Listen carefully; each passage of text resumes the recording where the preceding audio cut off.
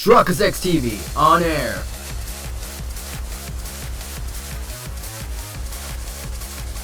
We are now live in 3, 2, 1.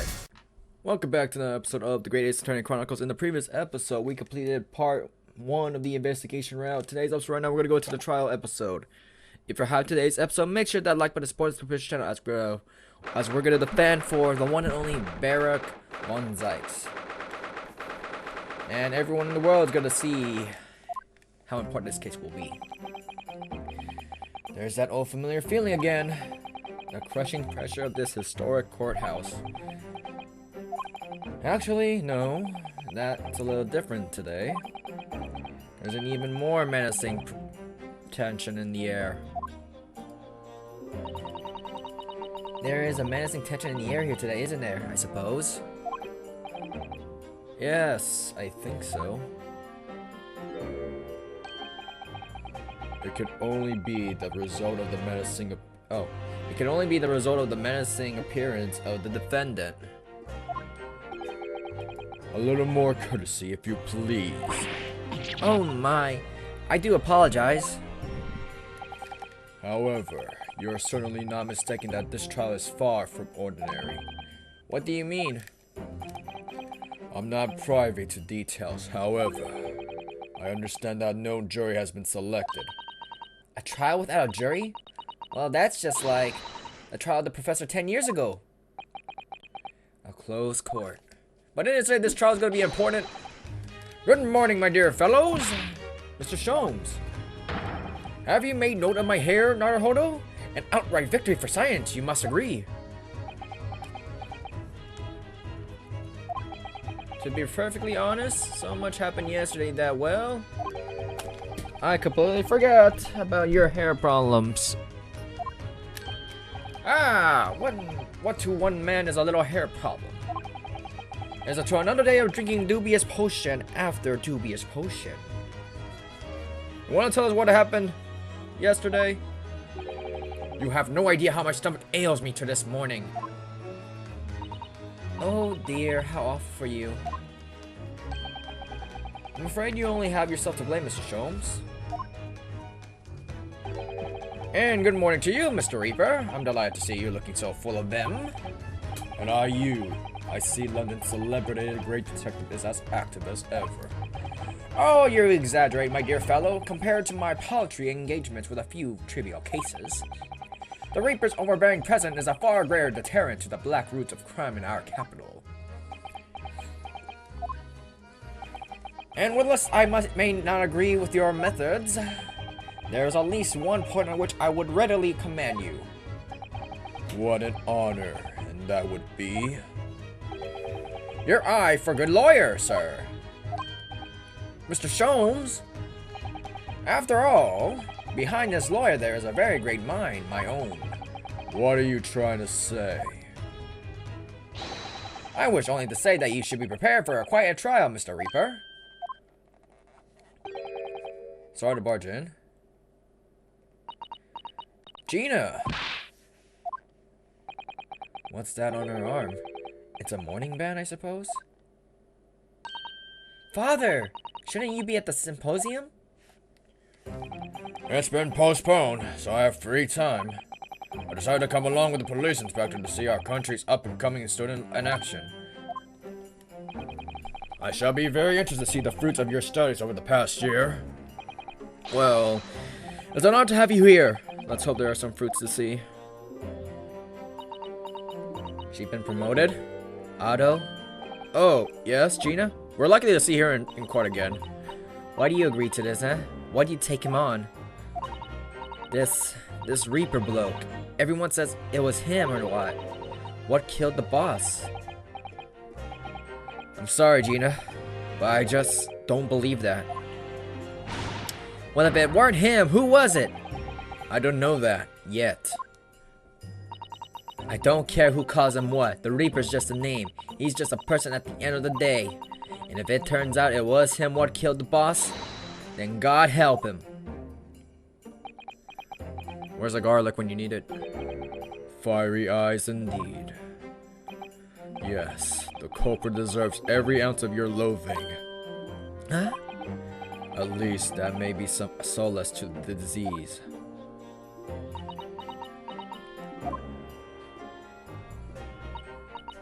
Please, Otto. Get whoever did this for the boss. Oh, Gina. I hate feeling this useless, but there's nothing I can do. So you've gotta find who done this and make the rich pay. And here we go! Game time!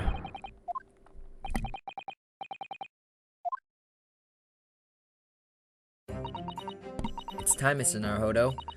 Lord Von Zykes? It's time, Mr. Naruhodo. It's time, Lord Von Zykes. One who lost his treasured brother to a mass murderer.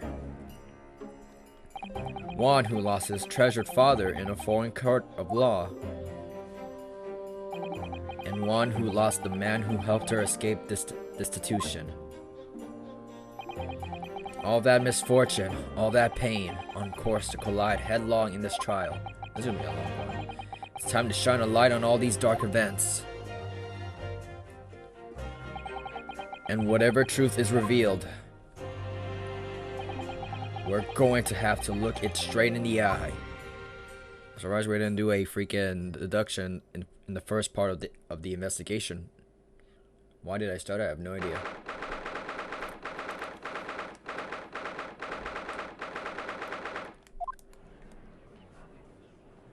There is no jury. In the name of Her Majesty of the Queen, I hereby declare the court to be in session. We are here to conduct a fair and just trial of the defendant, Beric Von Zykes. Counsels for defense and prosecution, are you ready to begin? Defense is ready, my lord. The prosecution is more than ready. Oh, Kazuma. I've been wishing to see you in a court again for so long. It feels... But I never pitched it happening like this. Picture, not pitched. I never thought I'd be facing you behind the prosecution's bench. The so-called Reaper of the Bailey has been a scourge like no other, undermining Her Majesty's justice system. Today, we must uncover the truth behind this scourge. In other words, this trial is going to be a lot more far-reaching than Inspector Gregson's murder. The truths revealed by these proceedings may have unpredictable repercussions through the judiciary. Accordingly, they are to be conducted as a closed trial with no members of the public present. By Her Majesty's direct orders. But why do we have a public gallery in the back? How would that work, my lord? The burden of all arbitration and the judicial falls on my shoulders. Therefore, as you will see, the juror's bench shall remain vacant today. If no members of the public are present, may I ask who is currently occupying the gallery, my lord? They are members of the judiciary, here to witness proceedings and ensure an equitable trial. Members of the judiciary. Oh my, this is a very unusual trial already.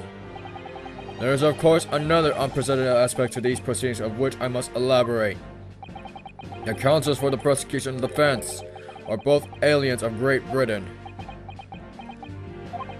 I believe it takes an outsider to see the truth sometimes. And as I stand here in this courtroom now, I'm quite certain this is the reason why I had to come to Britain. Kazuma. Very well, let us commence proceedings. Prosecutor Asogi, your opening statement, if you please. Certainly, my lord. The incident took place on 1st November at just after 5 o'clock in the afternoon. The location was a building of flats on Fresno Street on the outskirts of the city. The victim's body was discovered there in an old single-room rental property. Yes, I'm Inspector Tobias Gregson, a name known very well indeed to this court. Not least for his miraculous resolution of one of this country's grimmest cases 10 years ago. The professor's case. How sure are you about the time of the incident? Several witnesses in the street outside heard the gunshot and all have reported at the same time. Yes, that's what Gina told us too. There was a number of witnesses. I have here a plan of the room. The victim was found curled up in one of the corner. I believe that he was shot from the front at point blank range and died instantly. How was the range been determined? There were scorch marks around the entry wound. Such marks are caused by gunpowder used to fire the bullets. But powder not hot enough to leave scorch marks is only ejected a few inches beyond the end of the barrel. In other words, it only happens when the target is at point blank range. I see, yes. Thank you for the detailed explanation, Counsel. The murder weapon was found lying inside the victim. And have you managed to ascertain the owner of this firearm? No, my lord. Not conclusively. Bravo, Kazuma. For not trying to use the gun as evidence when its provenance can be proven. Furthermore, my lord, as I've explained, the revolver was fired extremely close range. The bullet passed through the victim and struck the wall behind him. There's a candelabra mounted on the wall, and the tip of one of the candles in it was found to have been blown off by the projectile. We noticed that too, didn't we? Yes, that's right. Thank you for the thorough report, Counsel. The setting of the crime is clear to me. You will submit the plan of the crime scene as evidence, please? As you wish, my lord.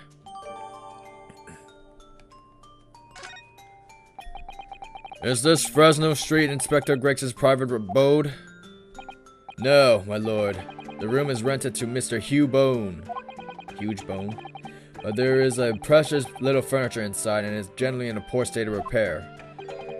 So what on earth was Gregson even doing there? Presumably he was investigating some case or other.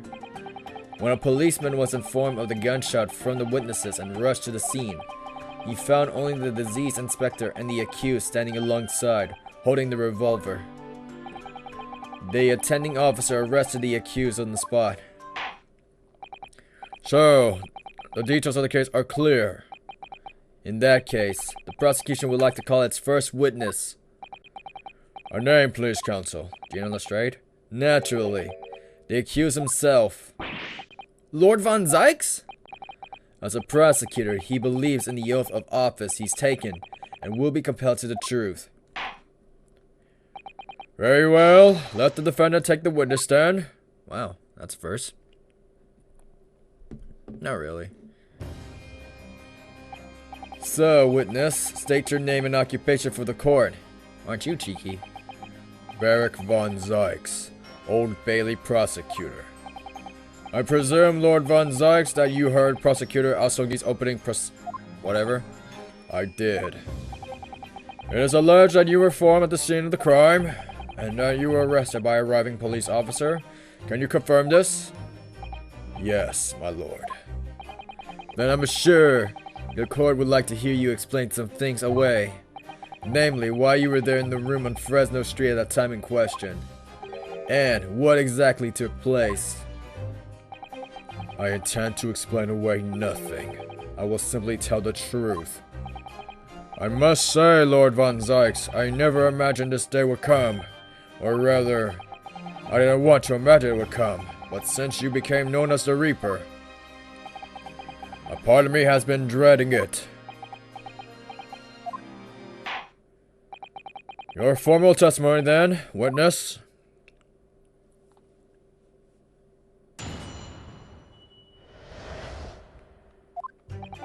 I was investigating Gregson, and my inquiries had led me to the address. When I first entered the room that day, it was dark inside and I saw no one. A moment later, I heard the gunshot. I spun around and saw the revolver on the floor. Just as I picked the firearm up to examine it, the door flew open and I heard a man scream. It was only then that the body of Inspector Gregson appeared before me.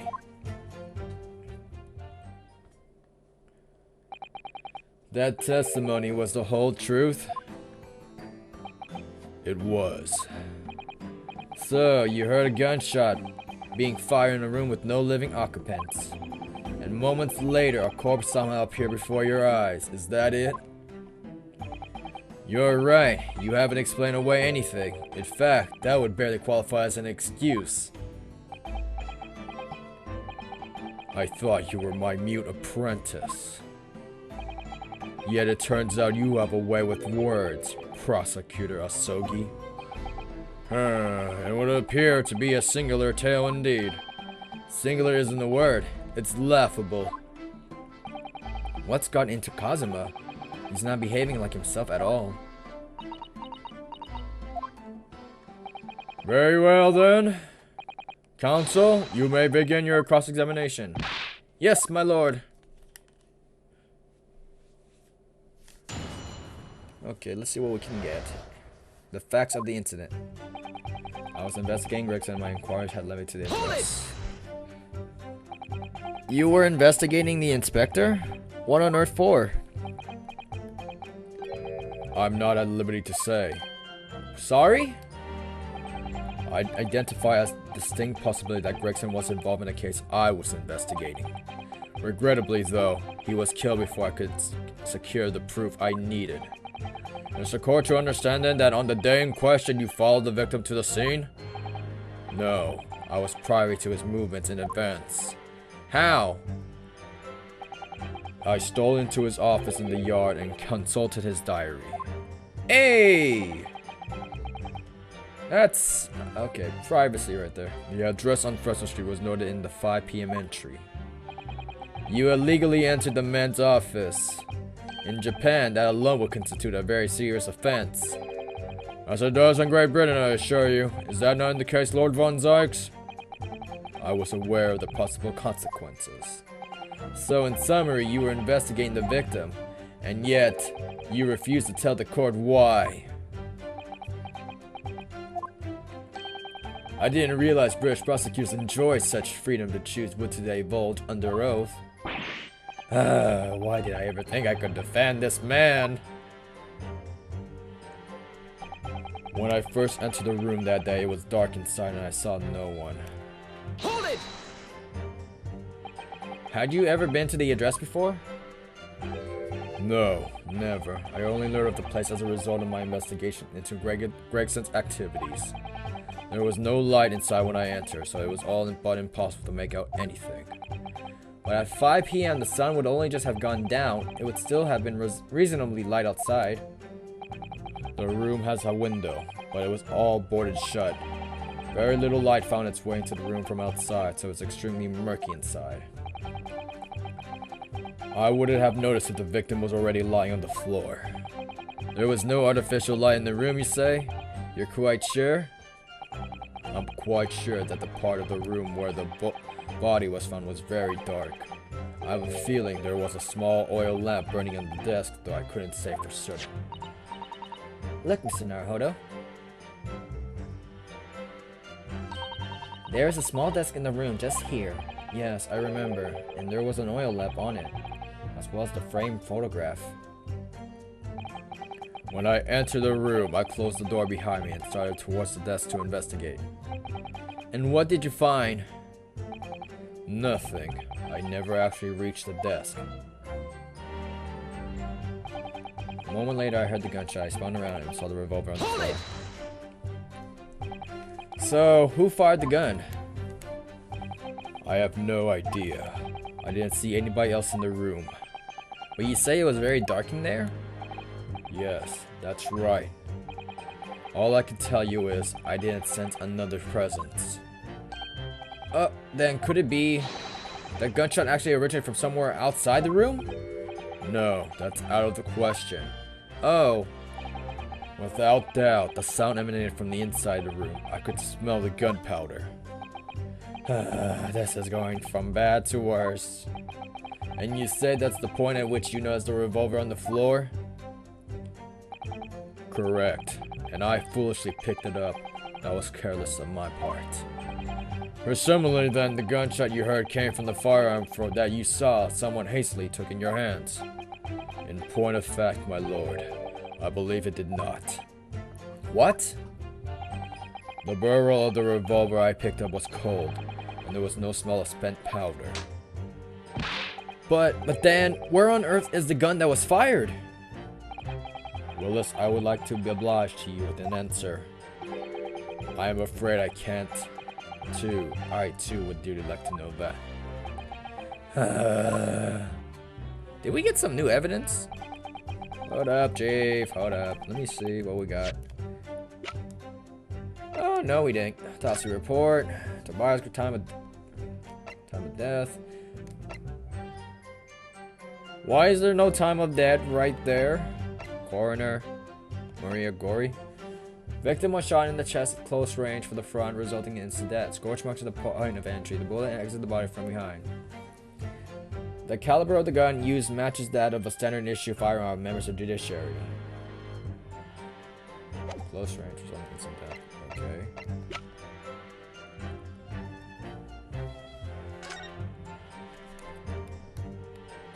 And we like... He said it would smell like fresh gunpowder. Will you stop moving? Oh my god. Oh my god! Joy-Con drift. Now's not the time.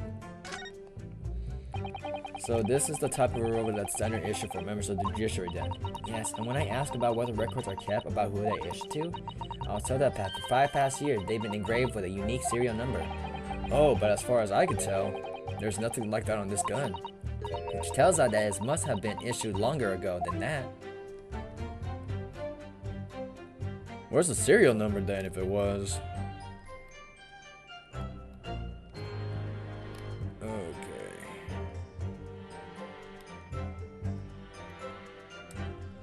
Oh my god, I'm not doing a damn thing. Does it tell us a gun?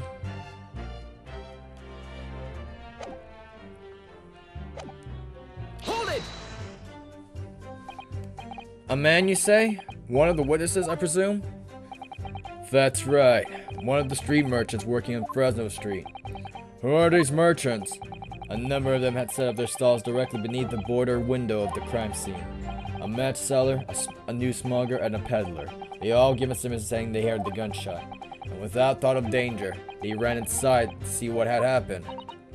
Yes, Gina told us about that yesterday, didn't she? They burst through the door with some force, it would seem. They did, and almost gave me a heart attack in the process. But you're supposed to be the Reaper. The first man to come in immediately noticed the revolver in my hand and fled. A policeman patrolling on Fresno Street heard the commotion and was able to arrest the accused shortly after the incident occurred. And anyway, the man's scream drew my attention in that direction. It was only then that the body of the Inspector Grayson appeared before me. Hold it! What do you mean by that? In what way did the body appear? I honestly can't explain it, but it's the truth. As far as I'm concerned, the body hadn't been there until that point, and then suddenly, there it was. Did you perhaps hear the sound of the victim falling to the ground just beforehand? At that moment, what I heard was the sound of the door flying open and the scream of the man who came inside first. Nothing more. I see. After the man fled, I examined the body. I was stunned to find that it was Gregson. Most curious circumstance indeed. How the inspector was killed, or how his body seemed to appear out of nowhere. I have no idea. Objection! Surely the court has heard enough. My lord, the cross-examination has clearly revealed that the accused, Barak von Zykes, is lying on multiple fronts. This is his theme. What is that supposed to mean? Good gracious, counsel. Defendant is lying, you say? In his testimony just now, he claims that he failed to notice the victim's body because the room was dark. That's correct. No, that's impossible. As proven by the candelabrum. How does that prove anything? It's used to examine the tip of the long candle, you see. It has been blown up by a powerful impact. One would assume that the projectile from the firearm passed through the victim and struck the candle. The problem comes when you consider the other two candles, which are clearly of different length. Yes, I can say that only the candle that appears to have been struck by the bullet is long. We could reasonably expect someone to have lit all three candles together, which begs the question of why only one has ended up longer than the others. That must be because that particular candle was extinguished when the others were still burning. Ah! That's right. When the candle was hit by the bullet, it obviously went out. But the other 2 candles would still have been burning. So the fact is, you sound like a defense attorney than a prosecutor. The victim's body would have been illuminated by the light still from the candelabrum. The accused claimed that he couldn't see the body, clearly contradicts those facts. Why do you sound like a defense lawyer? And now to the next lie. There's more? The accused also claims never to have visited the scene of the crime before. That's the truth. In the almost empty room, the police discovered something very unusual. A board covered from the top and bottom, police documents and newspaper cuttings. Yes, that's right. We saw it too. It goes without saying that the contents of the police documents cannot be divulged. However, they included a number of reports from various historical cases, the oldest of which was from 10 years ago. 10 years ago? This is starting to sound familiar. And there's a common thread linking all the documents on that board. Indeed, what is the common thread, counsel? They all relate to cases prosecuted in court by Barak von Zykes. All of them? And furthermore, all those cases are on ones in which the defendant was acquitted. Good lord. Interestingly, none of those defendants are alive today, because all of them have been sent to their graves by the Reaper. I think I understand how this trial is gonna go. We're gonna find out who the real Reaper is. In short, that dingy little room is the Reaper's secret hideout and his base of operations. The Reaper's hideout? And yet the Reaper would claim never to have been to his own secret hideout. No one would believe that. No, the truth is, we've been looking at this backwards. Backwards? Explain, counsel. Inspector Gregson was investigating the identity of the Reaper. When he discovered the location of the man's secret hideout, he was killed, as I'm sure everyone can imagine, by the Reaper's hands. What? Okay, I know who it is then.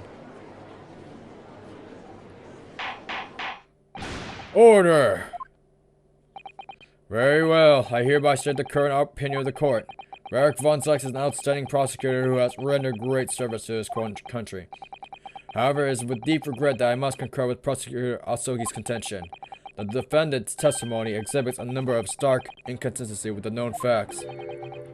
All I have done is state the truth as I know it. Kazuma's done a brilliant job as ever. He's drawing on his experience as a defense attorney to build his prosecution case. And it's formidable. Counsel, you will submit the board that you showed the court as evidence. I believe it to be fundamental in establishing the facts surrounding the Reaper's existence. Thank you, my lord. And now, the prosecution would like to call new witnesses to the stand. Witnesses who saw events unfold the day in question. They were mentioned in the previous testimony too, you remember? Yeah, the street sellers who heard the gunshot and went running into the room. And with that, we'll end the episode right here. Like, comment, subscribe. Chronicles, and I'm signing out.